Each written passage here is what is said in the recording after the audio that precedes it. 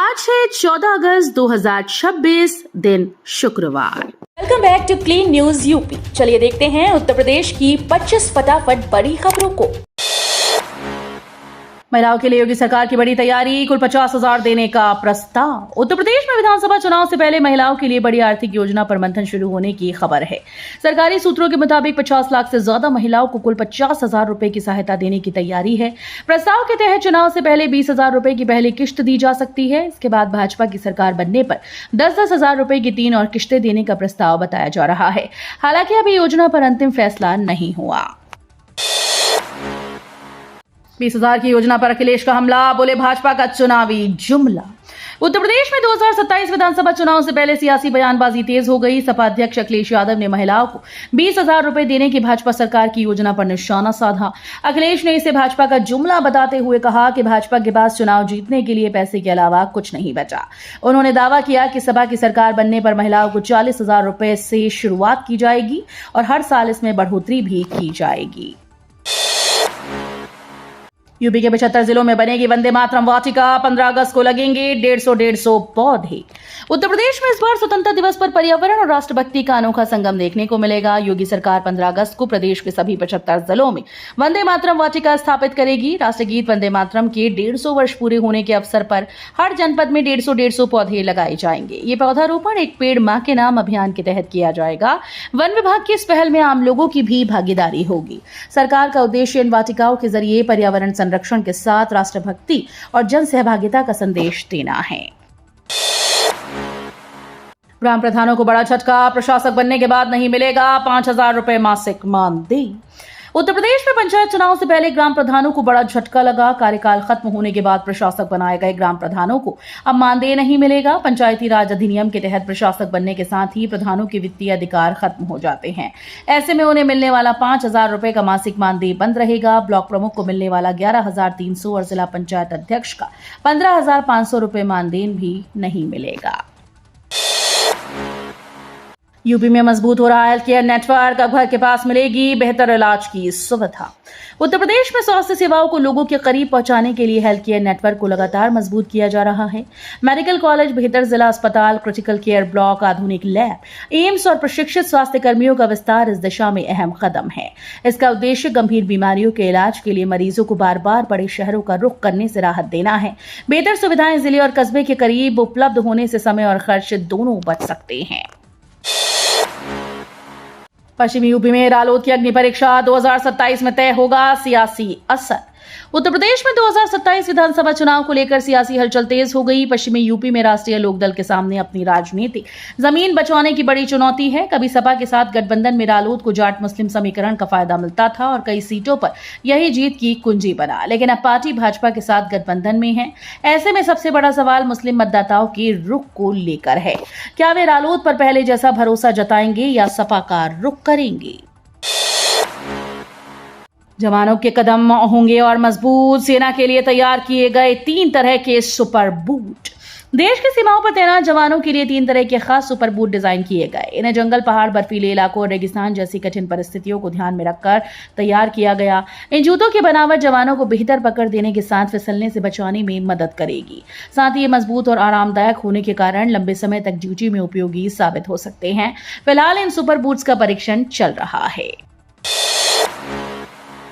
UP के 4 विभूतियों का बढ़ा मान, संगीत नाटक अकादमी सम्मान से नवाजा गया। कला और संस्कृति के क्षेत्र में उत्तर प्रदेश का गौरव बढ़ा। प्रदेश की 4 प्रमुख हस्तियों को केंद्रीय संगीत नाटक अकादमी सम्मान से नवाजा। गुरुवार को दिल्ली में आयोजित समारोह में उस्ताद युगांतर सिंदूर और पंडित राम मोहन महाराज को राष्ट्रपति द्रौपदी मुर्मू ने सम्मानित किया। वहीं अस्वस्थ होने के कारण आतमजीत सिंह की ओर से उनके पुत्र सरबजीत सिंह ने सम्मान ग्रहण किया। राकेश सिन्हा को भी अकादमी सम्मान दिया गया। यूपी के वाराणसी एयरपोर्ट पर एआई की निगरानी, लंदन दुबई जैसी होगी हाईटेक सुरक्षा। उत्तर प्रदेश के वाराणसी एयरपोर्ट पर अब लंदन और दुबई की तर्ज पर हाईटेक सुरक्षा व्यवस्था देखने को मिलेगी। एयरपोर्ट विस्तार के साथ यहां बायोमेट्रिक पहचान, स्मार्ट सर्विलांस, सीआई आधारित video analytics, digital access control और कॉन्टैक्टलेस सिक्योरिटी जैसी तकनीकों का इस्तेमाल किया जाएगा। नई टर्मिनल बिल्डिंग, टनल और रनवे का निर्माण जारी है, जिसे दिसंबर तक पूरा करने का लक्ष्य है। विस्तार के बाद एयरपोर्ट की सालाना यात्री क्षमता करीब 39 लाख से बढ़कर 1 करोड़ तक पहुंचने का अनुमान है। मछली पकड़ने के ठेके में मनमानी पड़ी भारी, मत्स्य विभाग के 5 अफसरों पर कार्रवाई। उत्तर प्रदेश में प्रधानमंत्री मत्स्य संपदा योजना में लापरवाही और मनमानी के आरोप में सरकार ने बड़ी कार्रवाई की। मत्स्य विभाग के निदेशक NS रहमानी समेत 5 अधिकारियों को निलंबित कर दिया गया। निदेशक पर आरोप है कि सोनभद्र के रिहंद जलाशय में मछली पकड़ने का ठेका सक्षम अनुमति के बिना दिया गया। वहीं लखनऊ में मत्स्य विभाग की जमीन के संरक्षण में लापरवाही के आरोप लगाए गए। यूपी में शिक्षकों की ट्रांसफर पर हाईकोर्ट का बड़ा फैसला, नीति के आधार पर होगा तबादला। उत्तर प्रदेश में शिक्षकों के ट्रांसफर को लेकर इलाहाबाद हाईकोर्ट ने अहम फैसला सुनाया। कोर्ट ने स्पष्ट किया कि किसी शिक्षक को तबादले का स्वतः या निहित अधिकार हासिल नहीं। न्यायमूर्ति पंकज भाटिया की पीठ ने कहा कि शिक्षक केवल किसी कानून का हवाला देकर ट्रांसफर की मांग नहीं कर सकते। तबादला संबंधित सेवा नियमों और सरकार की ट्रांसफर नीति के तहत ही तय होगा। यानी शिक्षकों का स्थानांतरण कानून से मिलने वाला अधिकार नहीं, बल्कि लागू नीति और नियमों के आधार पर लिया जाने वाला प्रशासनिक निर्णय है। 745 किलोमीटर हाई स्पीड कॉरिडोर से 19 जिले जुड़ेंगे, 27 इंडस्ट्रियल हब से बढ़ेगा निवेश। उत्तर प्रदेश में पश्चिम से पूरब तक कनेक्टिविटी और औद्योगिक विकास को नई रफ्तार मिलने वाली है। शामली से गोरखपुर तक करीब 745 किलोमीटर लंबे प्रवेश नियंत्रित हाई स्पीड कॉरिडोर का DPR तैयार हो गया है। 4 लेन का यह हाईवे भविष्य में 6 लेन तक चौड़ा किया जा सकेगा और 19 जिलों को जोड़ेगा। वहीं 5 प्रमुख एक्सप्रेसवे के किनारे 26 जिलों में 27 इंटीग्रेटेड मैन्युफैक्चरिंग और लॉजिस्टिक्स क्लस्टर विकसित किए जा रहे हैं। यूपी चुनाव से पहले मायावती का बड़ा एक्शन, पूर्व मंत्री अंटू मिश्रा बसपा से निष्कासित। उत्तर प्रदेश में 2027 विधानसभा चुनाव से पहले बसपा प्रमुख मायावती लगातार बड़े फैसले ले रही हैं। अब उन्होंने अपनी सरकार में स्वास्थ्य मंत्री रहे अनंत कुमार मिश्रा उर्फ अंटू मिश्रा को पार्टी से निष्कासित कर दिया। मायावती ने सोशल मीडिया प्लेटफॉर्म X पर पोस्ट के जरिए इसकी जानकारी दी। इससे पहले उन्होंने अपने समधी अशोक सिद्धार्थ को भी पार्टी से बाहर किया था। मायावती ने पार्टी कार्यकर्ताओं को विरोधियों से सावधान रहने की अपील की। चुनाव से पहले बसपा में हो रही इन कार्रवाई को लेकर राजनीतिक हलकों में चर्चाएं तेज हो गई। 15 अगस्त 1947 को नहीं, 30 जून 1949 को आजाद हुआ था यूपी का रामपुर। जानिए वजह।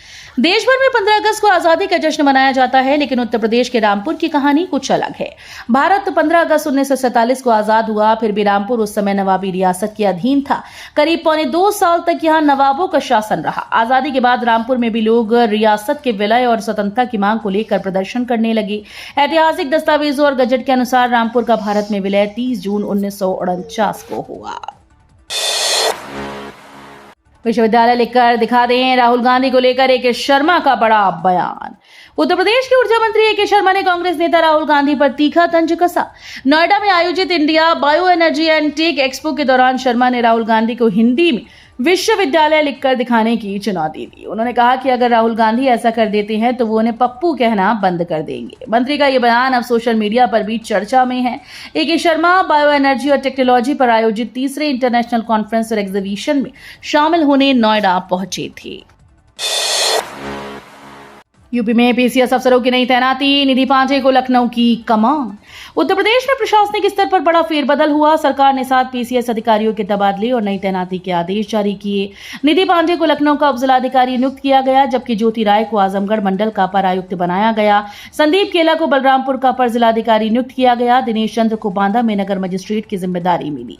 वहीं दिव्या ओझा को अपर जिलाधिकारी बरेली, विनय कुमार सिंह को नगर मजिस्ट्रेट गोरखपुर और उत्कर्ष श्रीवास्तव को नगर मजिस्ट्रेट प्रयागराज बनाया गया।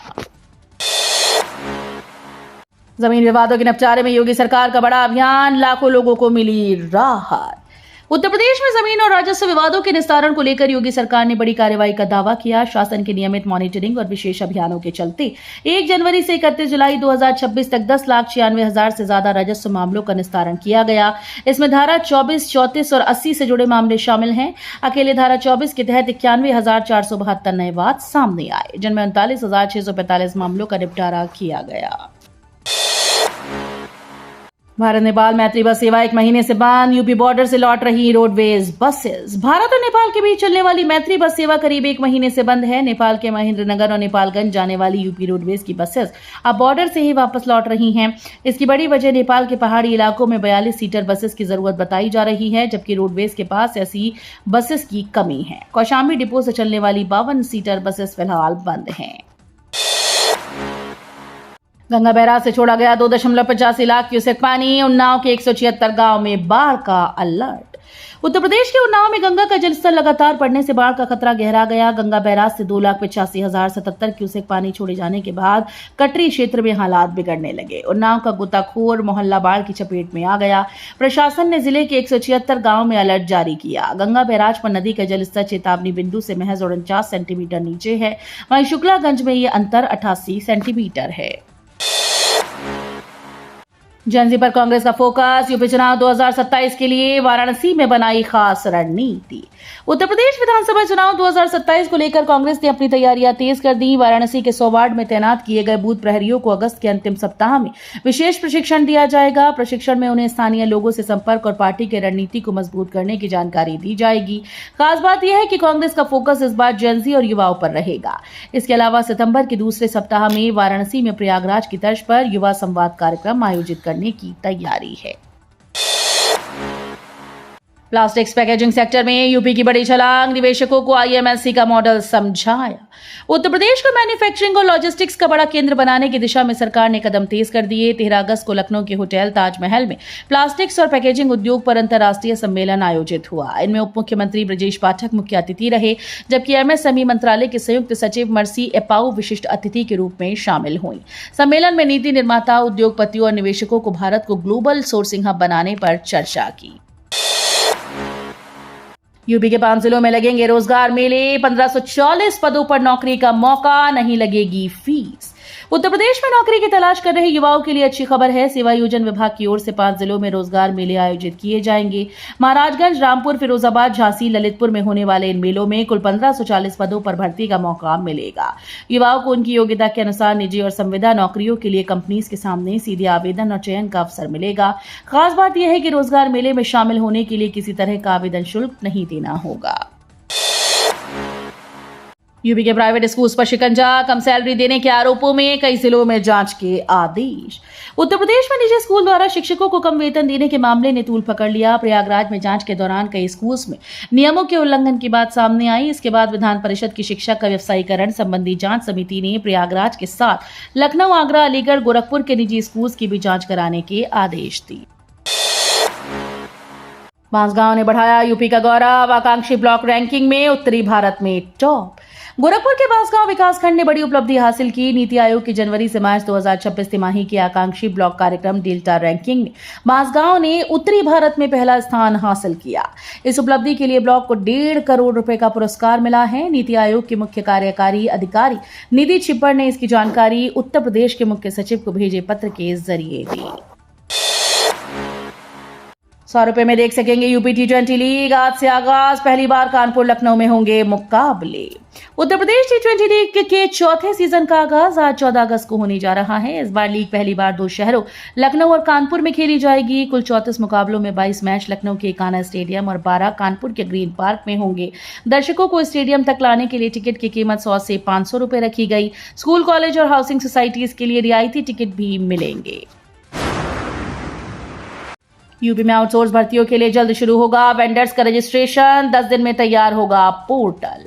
प्रदेश में आउटसोर्स के माध्यम से कार्मिकों की भर्ती शुरू करने के लिए मैन पावर सप्लाई करने वाली एजेंसीज का रजिस्ट्रेशन जल्द शुरू होगा। उत्तर प्रदेश आउटसोर्स सेवा निगम का पोर्टल 10 दिन के अंदर तैयार हो जाएगा, जिसके बाद UP cost manpower supply करने वाले वेंडर्स का रजिस्ट्रेशन शुरू कर देगा। विभाग भी आउटसोर्स के माध्यम से रखे जाने वाले कार्मिकों के लिए निगम को आवेदन दे सकेंगे। तो ये थी आज की 25 फटाफट बड़ी खबरें। अगर आपको न्यूज पसंद आई हो तो वीडियो को लाइक और शेयर जरूर करें। धन्यवाद।